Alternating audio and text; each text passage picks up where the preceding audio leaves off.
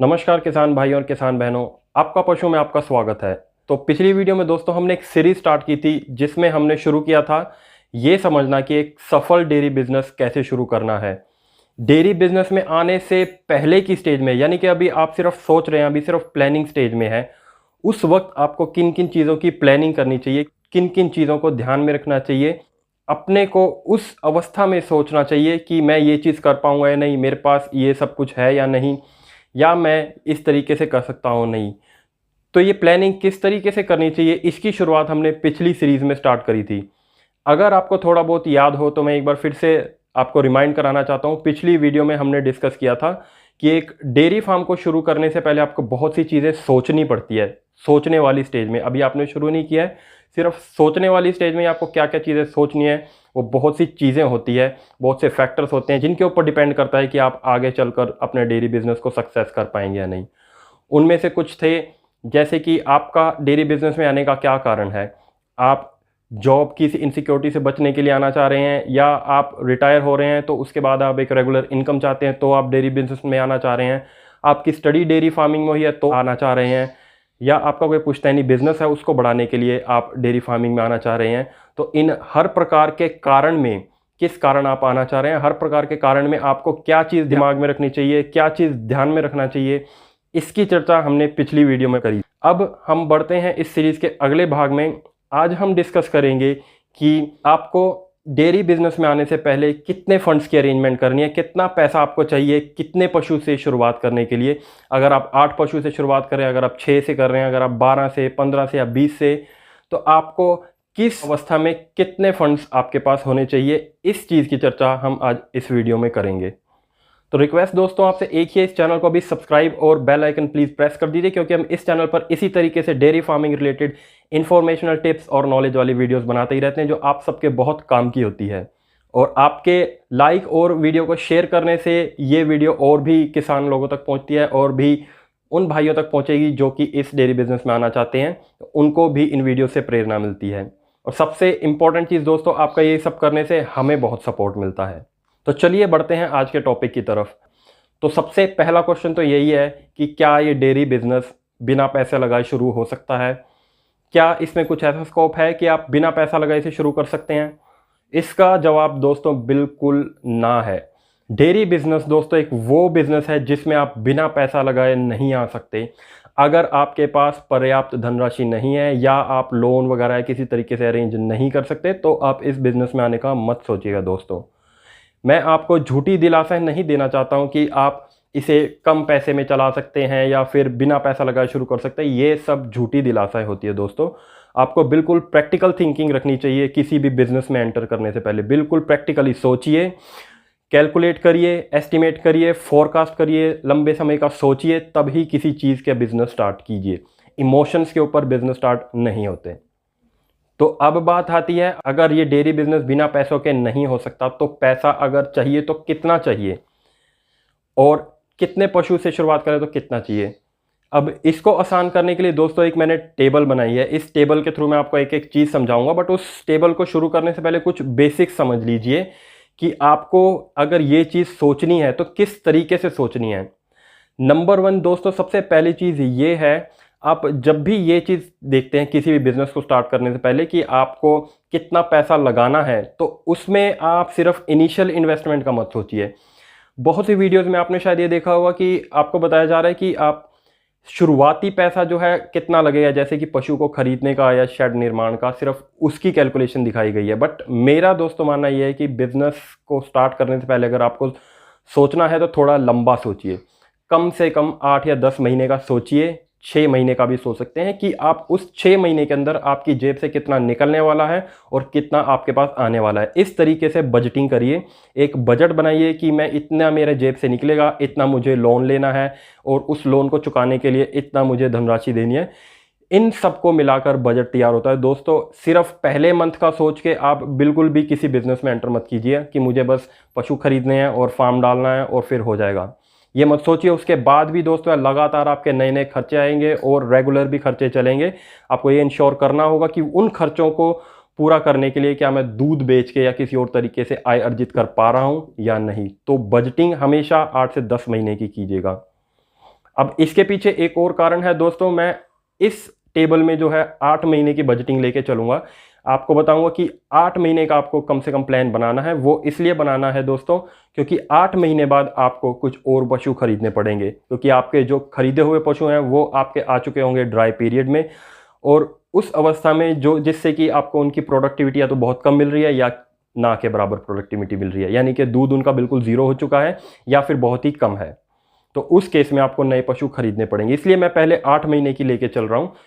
आप उसके बाद अगर आप पशु और डालते हैं तो इसी तरीके से 8 को आप 16 मंथ भी कर सकते हैं।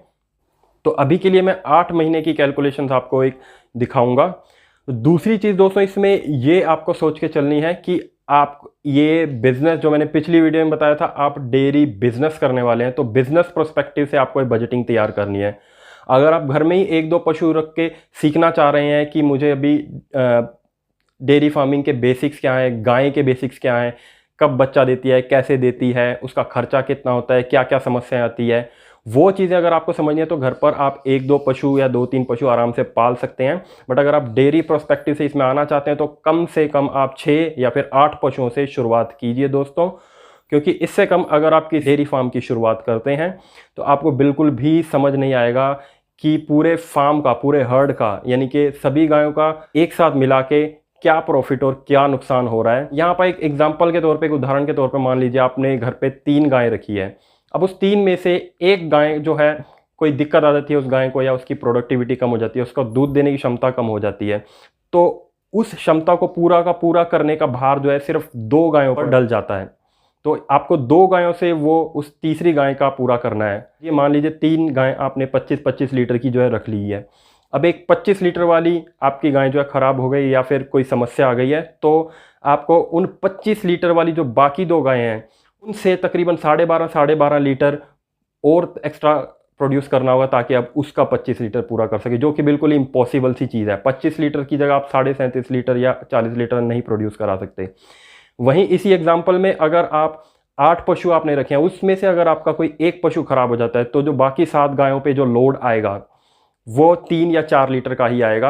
अब आप उस लोड को पूरा करने के लिए या तो एक नई गाय भी खरीद सकते हैं, या फिर 3 से 4 लीटर का पर गाय पे जो नुकसान हो रहा है वो इतना बड़ा नुकसान नहीं होता जो कि पर गाय पे आपको पिछले केस में 3 गायों के केस में 12.5 लीटर के आसपास हो रहा था। तो इन शॉर्ट अगर आप समझना चाहें तो आपको 3 से 4 गायों में बिजनेस का नहीं समझ आएगा, आपको गाय पालने का बेसिक समझ में आ जाएंगे, डेयरी फार्म के कुछ छोटे मोटे बेसिक समझ में आ जाएंगे, खर्चा क्या होता है, क्या समस्या आती है, क्या बीमारियां हो सकती है, ये चीज़ें पता चल जाएंगी। बट एक बिजनेस पर्सपेक्टिव से आपको ये नहीं समझ आएगा कि आपको बड़े फार्म के लिए आगे बढ़ने के लिए क्या करना चाहिए। तो कम से कम 6 या 8 पशुओं से शुरुआत कीजिए। तो चलिए अब चलते हैं हम अपनी टेबल की तरफ। हम इस टेबल में समझते हैं कि कितने पशु रखने के लिए आपको कितना पैसा चाहिए। सबसे पहले आपको इस टेबल में देखने को मिलेगा कि आप 6 गायें रखेंगे तो केसेस क्या बनेंगे, तो क्या क्या खर्चे आएंगे। दूसरे में आप 10 गायें का देख सकते हैं, फिर 16 गाय का, फिर 20 गाय का और फिर 24 गाय का। तो ये एक टेबल इस तरीके से बनाई है। अब इसमें दोस्तों 2 तरह के खर्चे होते हैं। एक आप फिक्स्ड कॉस्ट कह सकते हैं, जैसे कि आप इनिशियल इन्वेस्टमेंट या शुरुआती इन्वेस्टमेंट भी कहते हैं। इसमें वो खर्चा होता है जो कि आपको शुरुआत में बिल्कुल शुरू करने से पहले या पहले महीने में आपको खर्चा लगता है। दूसरा होता है रनिंग कॉस्ट, यानी कि बिजनेस को चलाने के लिए आपके जो खर्चे लगते हैं, जैसे कि गायों का खाना, लेबर्स की सैलरी, इलेक्ट्रिसिटी, इस तरीके के खर्चे जो कि हर मंथ आपके होने ही होने हैं। और दूसरी साइड जो इनिशियल इन्वेस्टमेंट है वो सिर्फ आपकी एक बार होनी है। तो दोस्तों ये जो पूरी टेबल है, ये पूरी टेबल बनाना और इस पे ध्यान देना, इसके एक एक एस्पेक्ट पे, एक एक चीज़ पे ध्यान देना अपने आप में एक बहुत बड़ी चीज़ है। अब इस वीडियो में मैं अगर आपको एक एक चीज़ एक्सप्लेन करूँगा तो कम से कम आधे घंटे या फिर उससे भी ज़्यादा लंबे समय की ये वीडियो बन जाएगी। तो इसमें हम सभी चीज़ों को डिस्कस नहीं करेंगे, मैं आपको सिर्फ इतना बता देता हूँ कि आपको कितने पशु के लिए कितनी शुरुआती इन्वेस्टमेंट चाहिए, मतलब शुरुआत में लगाने वाला पैसा चाहिए। बाकी जो है रनिंग कॉस्ट यानी कि जो मंथली खर्चे हैं, वो पूरा बजट सिस्टम है, वो मैं आपको अगली वीडियो में बताऊंगा। मैंने ऑलरेडी दोस्तों इस वीडियो को शूट कर लिया है, बट एक वीडियो में दिखाऊंगा तो आपका इंटरेस्ट नहीं बनेगा उसमें और आप समझ नहीं पाएंगे। इसलिए जो पूरा बजट है वो हम अगली वीडियो में समझेंगे। इस वीडियो में इतना समझ लीजिए कि आपको कितने पशु के लिए कितनी शुरुआती रकम चाहिए। अब इस टेबल को अगर आप ध्यान से देखें तो इसमें सबसे ऊपर जो मैंने फार्म की कंस्ट्रक्शन कॉस्ट लिखी है, यानी कि फार्म को बनाने की, शेड बनवाने की या फिर उसमें फ़र्श वगैरह लगवाने की जो कॉस्ट है, इसमें मैंने 6 से 10 गायों के केस में ये कॉस्ट जो मैंने रखी हुई है सिर्फ 1 लाख रुपया रखी हुई है।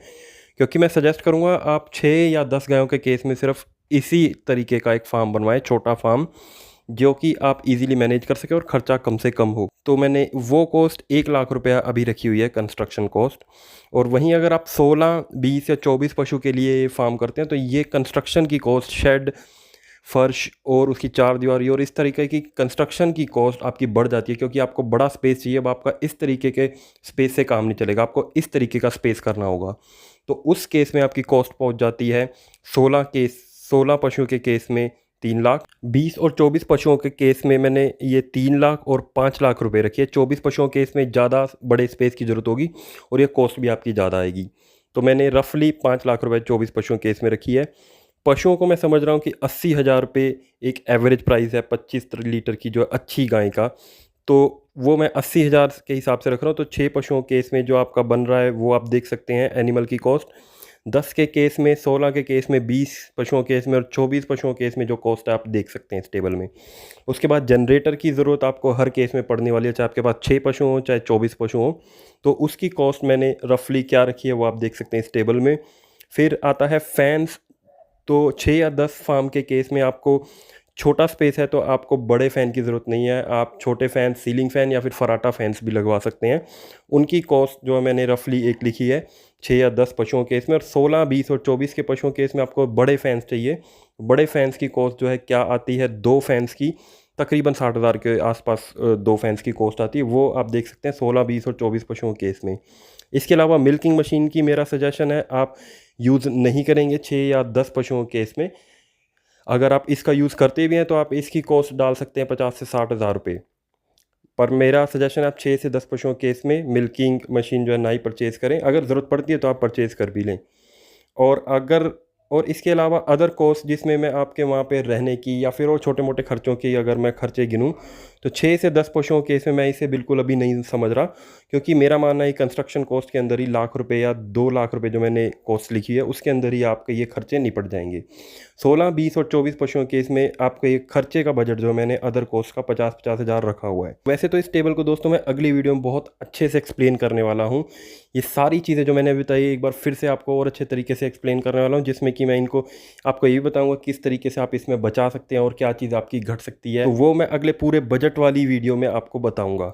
अभी के लिए बस आप इतना समझ लीजिए कि आपको जो इन्वेस्टमेंट चाहिए 6 पशुओं के केस में चाहिए तकरीबन 6.5 लाख रुपए, 10 पशुओं के केस में चाहिए तकरीबन 10 लाख रुपए, 16 पशुओं के केस में चाहिए तकरीबन 18 लाख रुपए, 20 पशुओं के केस में चाहिए तकरीबन 21 से 22 लाख रुपए, 25 पशुओं के केस में चाहिए तकरीबन 26 से 27 लाख रुपए। इतनी इन्वेस्टमेंट दोस्तों आपको चाहिए लगाने के लिए, शुरुआत करने के लिए। तो दोस्तों बताया कि आपको ध्यान देना है अच्छे पशुओं पे, उनकी देखभाल पे, उनकी हेल्थ पे। यही वो चीज़ है जो कि आपको आपके मुकाम तक पहुंचाएगा, आपके डेयरी फार्म को सक्सेसफुल बनाएगा, चाहे खर्चा कुछ भी हो। तो इस टेंशन से अगर आपको बचना है तो आप हमें नीचे लिखे नंबर पर संपर्क कर सकते हैं। हम क्वालिटी एश्योर्ड पशु प्रदान करते हैं। भारत के बहुत से राज्यों में पशु भेज चुके हैं। आप हमारे कस्टमर से उनका एक्सपीरियंस सुन सकते हैं कि उनके हमारे साथ एक्सपीरियंस कैसा रहा, उनके पशु कैसे रहे। इस प्लेलिस्ट में आप हर एक कस्टमर की जुबानी सुन सकते हैं।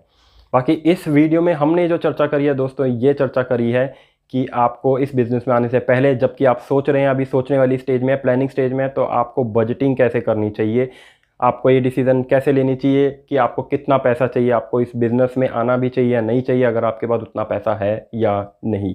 अब अगली वीडियो दोस्तों और भी इंटरेस्टिंग होने वाली है। जैसा कि मैंने आपको बता ही चुका हूँ कि अगली वीडियो में पूरा बजट ही समझने वाले हैं कि किस तरीके से आपको क्या क्या चीज़ें जो है इसमें लगती है। अगर रेंट है तो वो आप कैसे बचा सकते हैं। बहुत सी चीज़ें इस पूरे बजट में ऐसी हैं जो आप बचा भी सकते हैं, जैसे कि रेंट वगैरह। अगर आपके पास रेंटल आप पे कर रहे हैं, आपने ऑलरेडी एक शेड बना बनाया ले रखा है, तो उसमें आपका कंस्ट्रक्शन कॉस्ट भी कम हो जाती है। तो ये सब चीज़ें इस वाले वीडियो में आपको समझने को मिलेगी। इसके बाद भी आने वाले बहुत ही इंटरेस्टिंग भाग है दोस्तों, जिसमें कि हम और चर्चाएं करने वाले हैं, जैसे कि आपको एक्सपीरियंस होना चाहिए, नहीं होना चाहिए, किस लेवल तक का एक्सपीरियंस होना चाहिए और आप ये एक्सपीरियंस कैसे ले सकते हैं। इन चीज़ों की भी हम चर्चा आगे करने वाले हैं।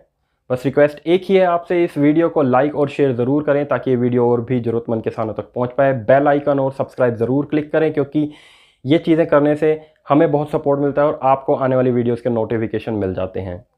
उम्मीद है आपको वीडियो पसंद आई होगी। अगर आपने नया फार्म बनवाया है और आपका इसी के आसपास कुछ खर्चा आया तो आप हमें कमेंट्स में बता सकते हैं कि आपने इतने पशुओं से शुरुआत करी और आपका इतना खर्चा आया है।